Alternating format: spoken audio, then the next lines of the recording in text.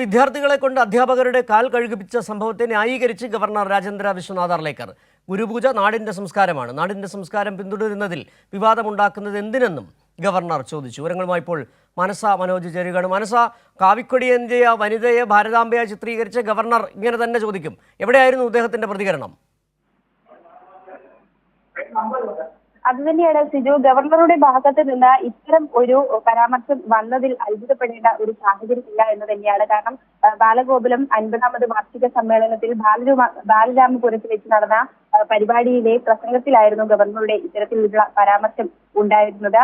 ഗുരുപൂജ നാടിന്റെ സംസ്കാരമാണെന്നും ചില സ്കൂളുകളിൽ ഗുരുപൂജ നടത്തിയത് വിവാദമായി. അത് മാധ്യമങ്ങളിലൂടെയാണ് വാർത്ത കാണുമ്പോൾ മാധ്യമങ്ങളിലൂടെയാണ് താൻ കണ്ടത്. ആ വാർത്ത കണ്ടപ്പോൾ ബുദ്ധിമുട്ട് തനിക്കെന്നും അദ്ദേഹം പറയുന്നു. ഒപ്പം തന്നെ നാടിന്റെ സംസ്കാരം പിന്തുടരുന്നതിൽ വിവാദം ഉണ്ടാക്കുന്നത് എന്തിനാണെന്നുമാണ് അദ്ദേഹം ചോദിക്കുന്നത്. ഇത്തരത്തിൽ RSS കാവ്യവൽക്കരണവുമായി പോകുന്ന ഗവർണർക്ക് ഇതൊക്കെയും തന്നെ നാടിന്റെ സംസ്കാരവും അത്തരം രീതി ഇത്തരത്തിലുള്ള കുട്ടികൾ പിന്തുടരണം എന്ന അഭിപ്രായത്തിൽ തന്നെ ഉറച്ചു നിൽക്കുന്ന ഒരു സ്ഥിതിയാണ് ഉണ്ടാകുന്നത്. മാത്രമല്ല, ആ ഒരു സംഭവത്തെ പൊതുവിദ്യാഭ്യാസ വകുപ്പ് അടക്കം വിമർശിച്ച് അതിൽ നടപടിയുമായി മുന്നോട്ട് പോകുന്നതിനിടയിലാണ് അതിനെ ന്യായീകരിച്ച ഗവർണർ രാജേന്ദ്ര വിശ്വനാഥ് അർലേക്കർ ഒരു പൊതുപരിപാടിയിലെ ന്യായീകരണ പ്രസംഗം നടത്തിയിരിക്കുന്നത്.